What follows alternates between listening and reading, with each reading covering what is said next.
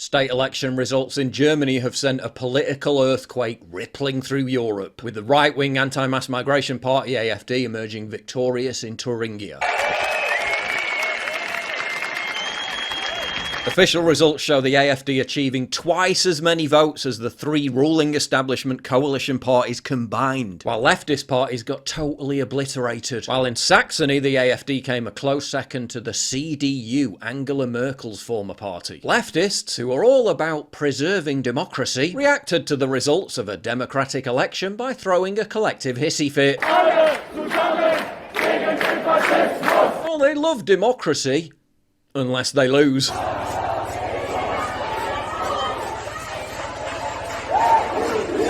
In which case their democratic opponents must be banned to preserve democracy. The AfD's success in Saxony was big enough to have initially secured enough votes to form a blocking majority, meaning they would have had the final say on key issues such as amendments to the state constitution and the election of state constitutional judges. But then something rather interesting happened. The result was corrected after an alleged software counting error, meaning the Green Party and the SPD received one extra seat, and the CDU and the AfD had one taken away. The very seat that would have given the AfD a blocking majority in Parliament. It was a simple miscalculation. A computer glitch. Whoops. Oh well, move along. Nothing to see here. Now, normally the party that actually wins gets first dibs on forming a ruling coalition. Rules that suddenly and mysteriously don't apply when a proper right-wing party wins an election. The political establishment has asserted that the AfD shouldn't be allowed to form a government and should be excluded from the democratic process of doing so. The CDU also refused to form a coalition with the AfD. Like they should even get to decide who takes charge of that, given that their voting share was 10% lower. The media, of course, exploded into one giant hysterical temper tantrum. Foreign countries raise the alarm. First far-right victory since World War II. But the most unhinged reaction was left to German broadcaster ZDF. Am 1. September 1939 begann der Zweite Weltkrieg mit dem Angriff der Wehrmacht auf Polen.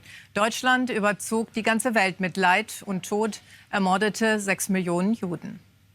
Am 1. September 2024, auf den Tag 85 Jahre danach, wird im deutschen Bundesland Thüringen eine parteistärkste politische Kraft, die laut Verfassungsschutz erwiesen rechtsextremistisch ist, mit einem Kandidaten an der Spitze, der wie ein Faschist redet und auch so genannt werden darf. So essentially, a third of the people living in these areas who voted for the AfD are genocidal fascists. Okay, that seems like a reasonable takeaway. So supporters of the second most popular party in the entirety of Germany are all Hitler fanboys. It could be that, or it could be the fact that the political establishment has utterly betrayed them when it comes to the problems caused by mass migration, which has led to, according to the government's own figures, foreign migrants representing 6 out of 10 violent crime suspects, which has led to incidents like the stabbing death of a police officer in Mannheim by an Afghan asylum seeker, the mass stabbing attack at a festival of diversity last month by a Syrian asylum seeker, and another stabbing by a Somali migrant just a few days ago. The fact that top German celebrities like footballer Tony Cruz is publicly saying he's having to take his family and leave Germany because he's afraid for his daughter's safety when they go out at night. Could it have anything to do with that? Or, as ZDF implies, are a third of the German population just all secret Nazis? You be the judge. Central banks around the world are embarking on a new era of interest rate cuts. Effective in precisely 2 weeks on September 18th, the Fed is slated to cut interest rates, making commodities an increasingly exciting proposition. Gold recently hit an all-time high of over $2,530 an ounce, with analysts predicting another jump surpassing $3,000 an ounce. And with dollar weakness set to re-emerge as a defining trend, thanks to the Bank of Japan bucking the trend and raising interest rates, in my opinion, this is the perfect time to invest in gold stocks. Now let me tell you about Gold Mining Inc. Trading on the New York Stock Exchange under the ticker symbol GLDG, and the sponsor of today's video. At present, this company has a market cap of roughly 160 million US dollars. I believe this represents extraordinary value on an investment when you consider everything they bring to the table. Gold Mining Inc. owns 80% of a second company called US Gold Mining, which itself is worth $50 million. They also own 12% 12.7% of a third company called Gold Royalty, which in turn is worth a further $30 million. Gold Mining Inc. holds a further $12 million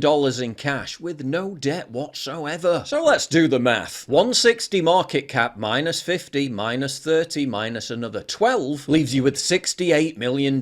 So what are we getting for that $68 million? Gold Mining Inc. owns a total of 11 gold projects in the resource phase. They've already acquired, drilled or discovered, in terms of measured and indicated, 12.5 million ounces of gold equivalent mineral resources. Add 9.7 million ounces of inferred gold equivalent mineral resources and this gives you a grand total which is world class. Math time again, now bear with me. If you're paying $68 million for 11 projects that contain that mineral resource, that's considerably below the peer group. Considerably. In select previous instances where Gold Mining Inc. has performed well, I tracked performance against gold price and here's how it went. 2015 to 2016, December 15th to July 8th, 525%. 2019 to 2020, May 24th to August 20th, 400%. This shows you that Gold Mining Inc. has previously performed well in a rising gold price environment. Keep one thing in mind about Gold Mining Inc. The market cap of this company is only 164 million US today. Yet when the company originally acquired their dozen gold projects, the peak combined market caps of the companies that held them was approximately 850 million Canadian. Yeah.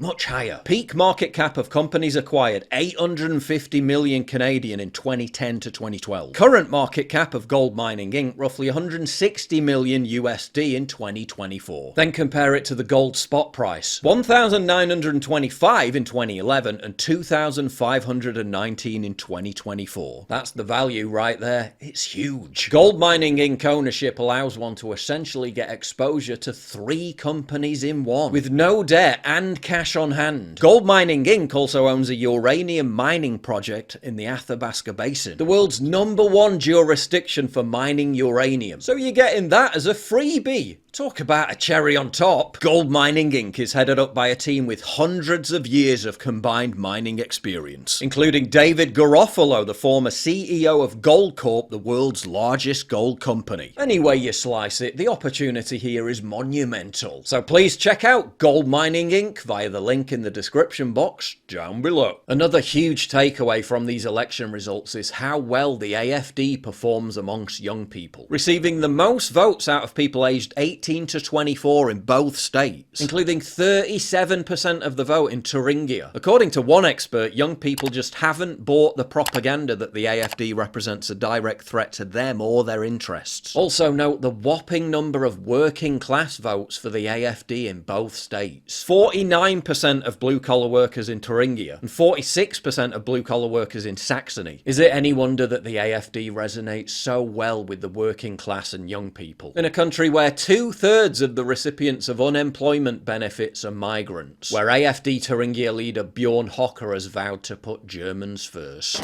Machen wir Thüringen zum familienfreundlichsten Land, zum kinderfreundlichsten Land, weil wir es nicht akzeptieren, dass wir Thüringer und wir Deutschen einfach aussterben. Und eins ist auch klar, die Lücken, die entstehen, wollen wir nicht mit Migranten aufgefüllt wissen, sondern die Fachkräfte der Zukunft machen wir jetzt wieder selber. Observe also how the left populist candidate performed well on a platform of reducing migration and restricting support for Ukraine. Basically the same platform as the AFD. I guess her supporters are all just right-wing extremists too. The usual suspects are hopping mad at last night's election result, with Green Party co-chair Omid Noripur asserting that people who go to gay pride are really scared. Our friend Humza Yousaf also stuck his beak in. A party steeped in xenophobia, anti-Semitism and Islamophobia is winning state elections in Germany. Europe is witnessing a rising tide of far-right populism, with hatred of Muslims and migrants being the driving force. We must confront the hateful ideology before it's too late. Hateful ideology, eh? Alright, who's got the clip? Most senior positions in Scotland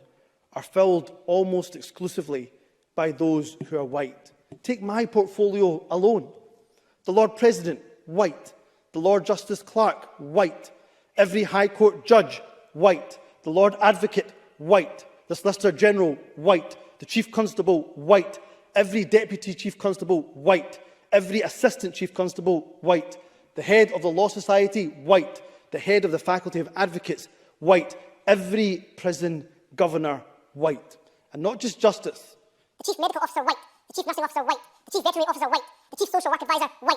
Almost every trade union in this country headed by people who are white. In the Scottish Government, every Director General is white. Every chair of every public body is white. White, white, white, white, white, white, white. Similar to other Western European nations, as the population increasingly rejects the political establishment, the political establishment demonises them as extremists and punishes them for speech crimes, including two recent notable examples where German authorities hunted down the identity of a Gab user for calling a Green Party politician fat. This being the politician in question. And two major podcast hosts were ordered by a court in Germany to remove one of their shows because they called a trans-identified individual a man and used male pronouns to refer to him. This being the individual in question. Kirash Hosenpour and Philip Hoff were fined a jaw-dropping €250,000, a fine which, if left unpaid, will lead to a 6-month prison sentence, which could then be increased up to 2 years behind bars. Is it any wonder, therefore, that Germans, particularly those who live in the east of the country, some of whom lived through or had ancestors who lived through the Stasi era, where onerous, authoritarian and downright tyrannical speech laws were used to crush political dissent, are now voting for the AFD, given that that brand of tyranny has returned in the guise of political correctness. With another election coming up in Brandenburg in a few weeks' time, at which the AFD is expected to again perform well, some observers say the ruling coalition government in Germany has lost all legitimacy, but expect them to use every dirty trick in the book to cling to power, including potentially banning the AFD altogether. You know,